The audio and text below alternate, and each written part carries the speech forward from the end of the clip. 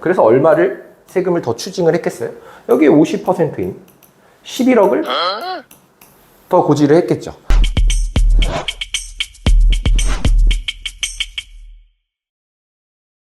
안녕하세요. 절세사냥꾼 텍스헌터 김도현 세무사입니다. 만약에 여러분들이 부모님으로부터 토지를 증여받았다고 가정을 해볼게요. 그래서 여러분들이 그 토지를 기준시가로 평가를 해서 증여세를 신고, 납부했다라고 가정을 해봅시다. 그런데 다 끝난 줄만 알았는데 갑자기 국세청에서 증액된 세금으로 과세가 된다라고 상상을 한번 해보세요. 여러분들은 어떠실 것 같으세요? 저라면 정말 황당할 것 같습니다. 그런데 이 황당한 일이 실질적으로 상당히 많이 일어나고 있는데요. 바로 국세청의 감정평가 사업입니다. 국세청 감정평가 사업이라는 게 뭐냐면 2020년도에 새로 개정된 내용인데요.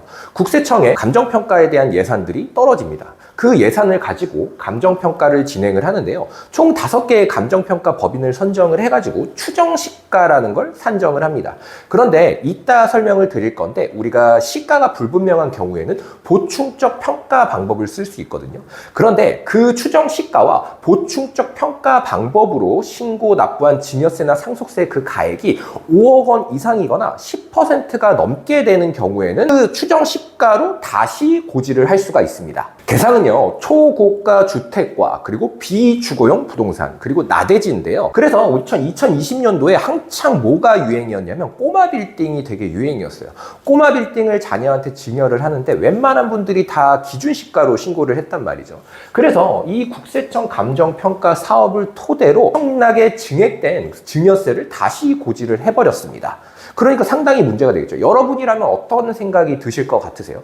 가만히 나는 법에서 하라는 대로 했는데 갑자기 국세청이 자기 마음대로 감정평가를 다시 하더니 다시 그 증여재산가액이나 상속재산가액으로 다시 세금을 내려보낸다라고 하면 저는 너무나도 벙찔 것 같아요. 그리고 그 가액이 엄청나게 차이 날 거 아닙니까? 우리가 감정평가라고 하는 건 뭐 최대값이 있을 수 있고 최저값이 있을 수도 있잖아요. 그 최고값으로 만약에 한다라고 하면 그 가액 차이도 엄청납니다. 그 가액을 토대로 산정된 증여세나 상속세는 얼마나 크겠어요? 보통은 그 정도 금액이라면 50% 세율이 적용이 될 텐데 그 가액에 50% 가액이 세금으로 더 내라고 하면 누가 이거를 받아들이겠습니까? 여러분은 이렇게 개정된 내용이 위헌이라고 생각하세요? 저는 위헌이라고 생각을 합니다. 그 생각을 이따가 말씀을 드릴 거고요. 이거에 관련된 소송이 지금 1000건이 넘는다고 합니다. 그래서 제가 지금 2심까지 판결된 내용을 가지고 와봤거든요. 제가 이 2심에서 어떠한 판결이 내려졌는지에 대해서 말씀을 좀 드릴까 해요. 이 서울고등법원 2023누 41903은요, 어떤 내용이냐면, 자녀들이 이제 빌딩을 받았습니다. 이제 상가 건물을 받았는데, 본인들은 이제 39억으로 이제 보충적 평가 방법으로 평가를 한 거예요. 그런데 국세청에서 얼마로 계산을 했냐면 61억으로 감정평가를 해서 다시 내려보낸 겁니다. 이 차액이 얼마일까요? 이 차액이 22억입니다. 물론 그 기준이 넘어갔기 때문에 다시 감정평가를 했을 거예요. 그래서 얼마를 세금을 더 추징을 했겠어요? 여기 50%인 11억을 더 고지를 했겠죠. 납세자라면 네 감사합니다. 11억 감사합니다. 이거 내겠습니다 라고 할까요? 당연히 조세불복합니다. 이거에 대해서 위헌이냐 아니냐에 대한 판단을 이제 가려내기 위해서 이제 소송까지 했는데요. 결과는 어떻게 됐냐? 1심에서도 납세자가 이겼고요. 2심에서도 납세자가 이겼습니다. 그런데 조금 차이가 뭐냐면 1심에서는요, 그러니까 이거 서울행정법원이거든요. 서울행정법원에서는 이 국세청 감정평가 사업에 대한 비판을 했어요. 그 국세청의 감정평가 사업 자체가 잘못됐다라는 판시를 들면서 이 국세청 감정평가 사업은 납세자의 법적 안정성과 예측 가능성을 침해한다. 그렇기 때문에 부당하다라고 판시를 내린 반면에 서울고등법원은 이 감정평가 자체에 대한 문제를 삼았습니다. 이 감정평가 자체에만 초점을 맞춰서 판시를 했는데요.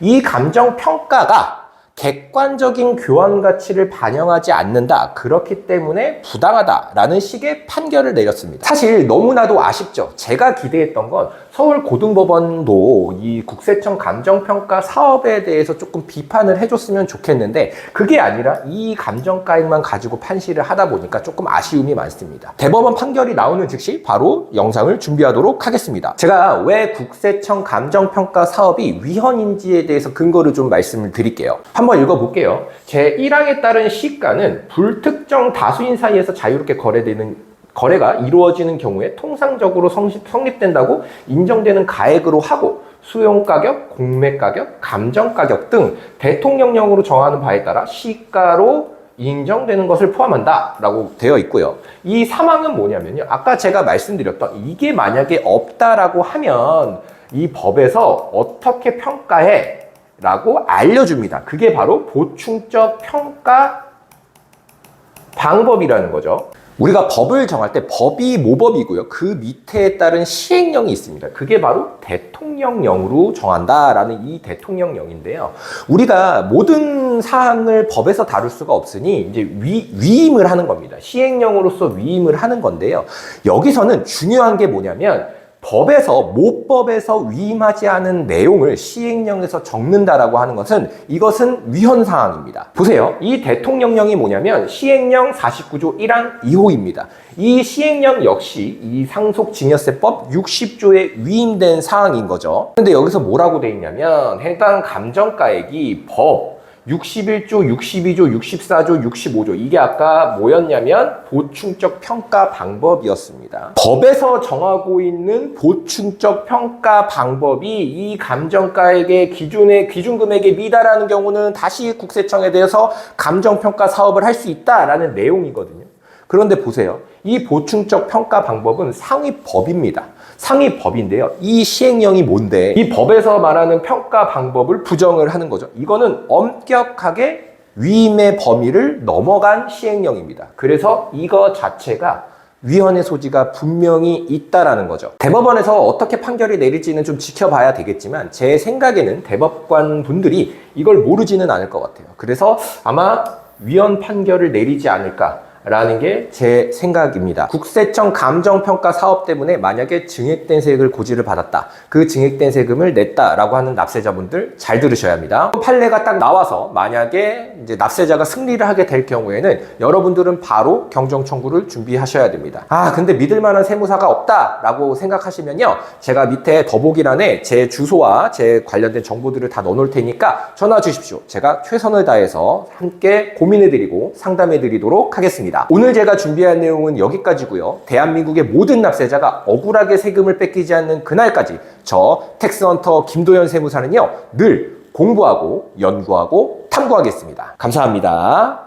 구독과 좋아요, 알람 설정 부탁드리고요. 그럼 다음 영상에서 뵙겠습니다.